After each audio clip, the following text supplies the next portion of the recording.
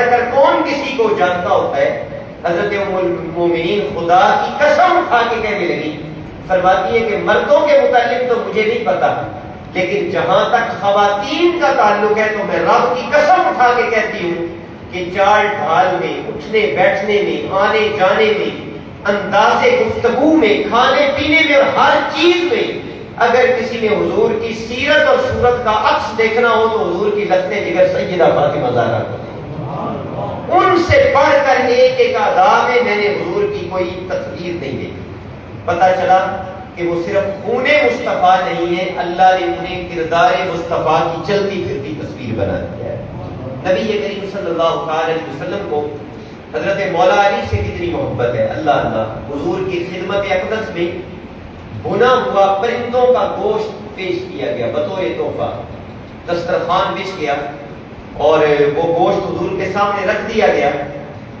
لوگ بیٹھے ہوئے، اہل خانہ موجود ہیں، وہ دیکھ رہے ہیں کہ کھانا لگا ہوا ہے لیکن حضور کھانے کا آغاز نہیں کر رہے،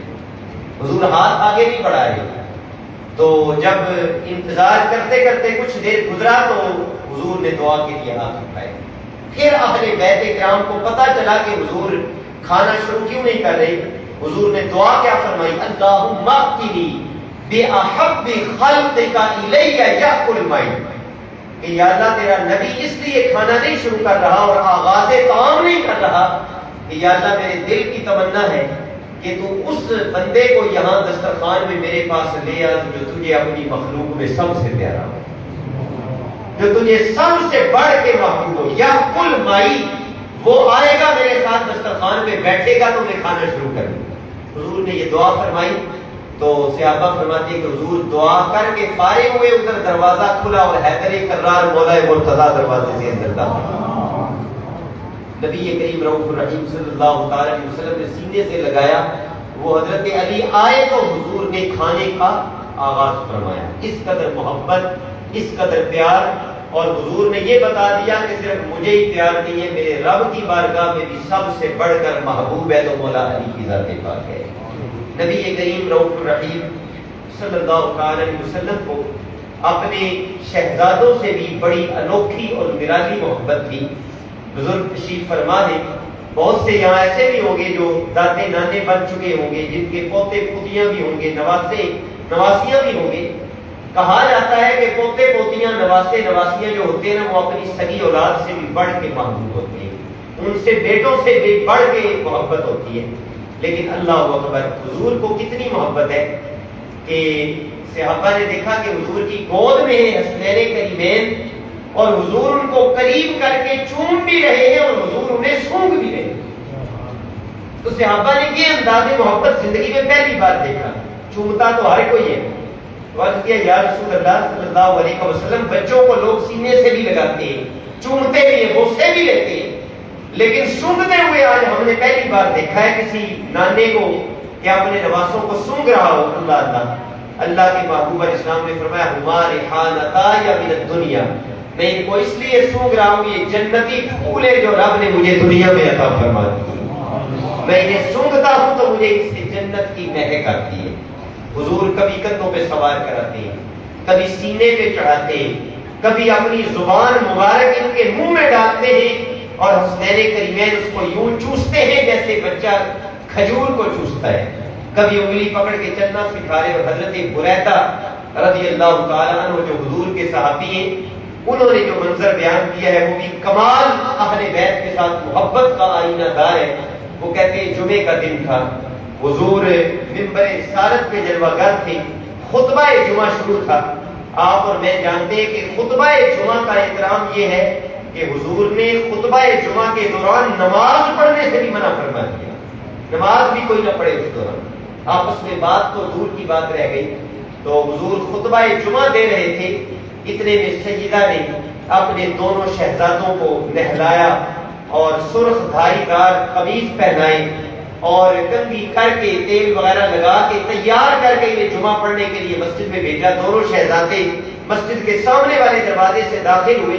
حضور کی نگاہیں ان پہ ہیں، چونکہ بچپنا ہے، چلتے چلتے گر جاتے ہیں، پھر اٹھتے ہیں، پھر گرتے ہیں۔ جب حضور نے یہ منظر دیکھا تو حضرت بریدہ فرماتے حضور نے خطبہ جمعہ روکا حضور ممبر سے نیچے اترے، صحابہ کی صفوں کے درمیان سے گزرتے ہوئے حضور نے جا کے دونوں شہزادوں کو اٹھایا اور سینے سے لگایا، پھر لے کے ممبر پہ آئے۔ یہاں اس حدیث کو جب مرآت شرح مشکات میں حکیم الامت مفسر قرآن مفتی احمد یار خان نعیمی رحمۃ اللہ علیہ نے لکھا تو اس پہ جو تبصرہ انہوں نے کیا وہ بڑا ایمان افروز ہے۔ وہ کہتے ہیں کہ عام طور پہ کوئی عالم گفتگو کر رہا ہو نا، اس کا بچہ یا بانجا بھتیجا نواسا آ جائے تو اپنے شاگردوں میں سے کسی کو اشارہ کرتا ہے کہ یار اسے اٹھا لو، اسے ذرا بٹھا دو، اسے گود میں لے لو، اسے چپ کرواؤ یا اسے گھر چھوڑاؤ۔ وہ کہتے ہیں کہ عام طور پہ بندہ کسی کو کہہ دیتا ہے دوران خطبہ دوران تقریر کی اسے اٹھا لو، لیکن وہ فرماتے ہیں یہ حضور کی حسنین کریمین سے محبت ہے کہ حضور نے ان کی خاطر ممبر بھی چھوڑا ہے، خطبہ بھی روک دیا ہے اور خود اترے اور سینے سے لگایا ہے اور پھر صف میں نہیں بٹھایا۔ اللہ اکبر! حضور ممبر پہ ساتھ لے گئے، اپنی دائیں ران پہ حضرت امام حسن کو اور بائیں پہ امام حسین کو بٹھایا، اور حضور کبھی ان کے چہرے کو دیکھتے ہیں کبھی ان کے چہرے کو دیکھتے ہیں، اور حضور پھر وہی دعا کر رہے ہیں، یا اللہ میں ان سے محبت کرتا ہوں تو بھی ان سے محبت کروا، جو ان سے محبت کرے تو ان سے محبت کروا۔ اللہ اکبر! امام علی مقام رضی اللہ تعالی عنہ کی تربیت اگر آغوش نبوت میں ہوئی، حیدر کرار نے چلنا سکھایا، ماں نے پاکیزہ دودھ بھی اس حال میں پلایا کہ جب زبان پہ تلاوت قرآن جاری ہے، تہجد گزار عبادت گزار ماں ہو، باپ فاتح خیبر ہو اور نانا سید الانبیاء ہو اور گھٹی حضور کا لعاب بنی اور گود ہو حضور کی اور حضرت سیدہ کی، تو پھر حسن تربیت کا شاہکار امام علی مقام رضی اللہ تعالیٰ عنہ کیوں نہ تیار ہو۔ اقبال کہتے ہیں سیرت فرزندہ از امہات جو ہرے صدق و صفات امہات۔ اقبال کہتا ہے کہ اگر کسی بچے کے اندر کردار کا حسن نظر آئے تو وہ نتیجہ ہوتا ہے اس ماں کی آغوش تربیت کا کہ جس نے دودھ بھی پلایا ہے تو باوضو بیٹھ کے پلایا ہے، جس نے لوری بھی دی ہے تو تلاوت قرآن کی دی ہے۔ امام علی مقام سیدنا امام حسین رضی اللہ تعالی عنہ کی جو عظیم الشان قربانی ہے اور کربلا کا جو واقعہ ہے، ہر کوئی اسے اپنی نظر سے دیکھتا ہے، علماء نے اس میں بڑے نکات بیان کیے، لیکن میں طالب علمانہ حیثیت سے جب اس واقعے کو دیکھتا ہوں تو مجھے دو باتیں سمجھ آتی ہیں جو میں آپ اہل محبت کی سماعتوں کی نظر کرنا چاہتا ہوں۔ سب سے پہلی بات تو یہ ہے کہ جب حضور نے اعلان نبوت کیا تو آپ جانتے ہیں کہ دین کی خاطر صبر آزما مشکلوں سے گزرنے کا سلسلہ مکہ میں شروع ہوا۔ ہمیں آغاز میں حضرت بلال کے وہ لمحے بھی نظر آتے ہیں کہ جب امیہ ان کا کافر آقا ان کے گلے میں رسی ڈال کے اوباش لڑکوں کو پکڑاتا ہے اور انہیں کہتا ہے کہ اسے مدینے کی گلیوں میں گھسیٹو، اور سو لوہے کی سلاخیں گرم کر کر کے ان کے سینے پر ان کی زبان پہ لگاتا ہے اور زبان میں رکنت پیدا ہو جاتی ہے۔ حضرت سمیہ رضی اللہ تعالیٰ جو حضرت عمار کی والدہ ہے، ان کے پیٹ میں بچہ تھا اور ابو جہل لعین نے ان کے پیٹ میں اس حالت میں نیزہ مارا، وہ بچہ بھی شہید ہو گیا اور حضرت سمیہ کی جان شہادت ہو گئی۔ حضرت زنیرہ حضور کی لونڈی تھی، حضور کا کلمہ پڑھنے والی حضور کی خادمہ تھی، انہیں ذبح کر دیا گیا، صحابہ کو چٹائیوں میں باندھ کے مارا گیا۔ پھر وقت آگے گزرا، حضور طائف میں گئے تو حضور پہ اتنا پتھراؤ ہوا کہ آپ کے نالین اقدس لہو لہان ہو گئے، اور اللہ تبارک و تعالی کے طرف سے فرشتہ آیا اور اس نے آ کر کہا اجازت ہو تو دو پہاڑیوں کو ملا دو، لیکن حضور نے فرمایا میں رحمت بن کے آیا ہوں، میں ہلاکتیں بخشنے والا اور ہلاکتیں بانٹنے والا بن کے نہیں آیا۔ سلسلہ آگے چلتا رہا، ہجرت مدینہ ہوئی، صبر کے مرحلے پھر بھی پیش آتے رہے، اور ظلم و ستم کے پہاڑ بدر میں بھی، احد میں بھی، خندق اور حنین میں بھی صحابہ پر توڑے گئے۔ تو میں کربلا کو اس نگاہ سے دیکھتا ہوں کہ اسلام کی خاطر کٹ مرنے کی جو تاریخ مکہ سے شروع ہوئی تھی، اس میں ایک سے بڑھ کر ایک قربانیاں نظر آتی ہیں۔ اس میں صحابہ جام شہادت نوش کرتے ہیں، اپنے وطن چھوڑتے ہیں، اپنے باپ اپنی جائیدادیں قربان کرتے ہیں، لیکن جتنی آزمائشیں اس سارے عرصے میں انفرادی طور پر آئی تھی،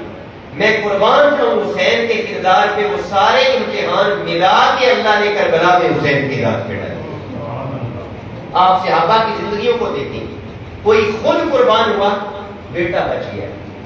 کسی نے اپنی جان نچھاور کر دی، اپنے بیٹے کی جان نچھاور کر دی، بھائی بھتیجے بچ گئے، کسی نے ہجرت کی لیکن شہادت کا جام نہ ملا، کوئی گھر سے بے گھر ہوا، اسلام کی خاطر اپنا مال قربان کیا لیکن جان قربان کرنے کا مرحلہ نہ آیا، کسی نے جان قربان کی لیکن بھوک اور پیاس کے ظلم و ستم اس پہ روا نہ رکھے تھے، لیکن قربان جائے کیونکہ حسین کی تربیت میں سید الانبیاء بھی موجود ہے، حیدر کرار بھی موجود ہے، سیدہ پاک بھی موجود ہے، تربیت بہت اعلیٰ ہے، تو رب نے جتنے امتحان ان سے فردن لیے وہ سارے امتحان ملا کے رب نے حسین کی ذات پہ ڈالے۔ لیکن میں قربان جاؤں، میں اکثر کہا کرتا ہوں کہ جو 71 لاشیں اپنے ہاتھوں پہ اٹھا کے انہیں خیمے میں لا کے رکھ کے بھی آسمان کی طرف دیکھ کے الحمدللہ کہے، دنیا اسے حسین شہید کربلا کے نام سے یاد کرے۔ امام علی مقام رضی اللہ تعالی عنہ پر ظلم کی بھی انتہا تھی، لیکن امام علی مقام کا کردار صبر کی انتہا پہ ہمیں جاگزین نظر آتا ہے۔ آخر میں کربلا کا پیغام آپ کی خدمت میں اگر عرض کرنا چاہوں تو میں 3 باتیں عرض کروں۔ شہدائے کرب و بلا کا ہمارے اوپر اتنا احسان ہے کہ اقبال روتے ہوئے یہ کہتے ہیں، اے صبا اے پے کے دور افتادگاں، اشک ماں بر خاک پاکے رساں، کہ اے صبا اے ہوا، ہم دور ہیں ان کی قبر انور سے، کہاں وہ اور کہاں ہم تو بر صغیر میں ہیں اور وہ وہاں کربلا میں محو خواب ہیں، ہم وہاں خود تو نہیں جا سکے، لیکن اے صبا ہم نے اتنا احسان کر کے ہمارے آنسو لے جا کر امام علی مقام کی قبر انور پہ نچھاور کر دی۔ ان کی ہمارے اوپر وہ احسانات ہے کہ ہماری نسلیں بھی قیامت تک ان کا شکر ادا نہیں کر سکتی، لیکن سوچنے کی بات یہ ہے کہ سر کٹا کے امام علی مقام نے پیغام کیا دیا، تا قیامت قطع استعداد کر، موج خونے او چمن ایجاد کر، نقش الا اللہ بر صحرا نوشت، صدر عنوان نجات مالک۔ سب سے پہلا پیغام یہ اقبال کے لفظوں میں، اقبال کہتے ہیں کہ امام علی مقام نے اپنی بھی، بھتیجوں بھانجوں کی بھی، چھوٹوں بڑوں کی بھی قربانی تاج و تخت کے لیے نہیں دی تھی، حسین نے سب کنبہ قربان کیا ہے تو اپنے نانا کے دین کو بچانے کے لیے قربان کیا ہے۔ میں آپ سے یہ سوال کرتا ہوں کہ انہیں تو نانا کے دین کو بچانے کے لیے سر کٹانے کی ضرورت پڑی تھی، آج ہمیں مسجد میں نماز کے لیے آنے کے لیے تو سر کٹانے کی ضرورت ہے، آج ہمیں سچ بولنے کے لیے تو کسی کربلا سے نہیں گزرنا پڑتا، آج ہمیں پورا تولنے کے لیے، لین دین میں بے ایمانی سے بچنے کے لیے، انصاف کرنے کے لیے، دوسروں کے حقوق کا خیال رکھنے کے لیے کسی کربلا سے نہیں گزرنا پڑتا۔ اقبال وہ ہے کہ جنہیں آخری سجدہ بھی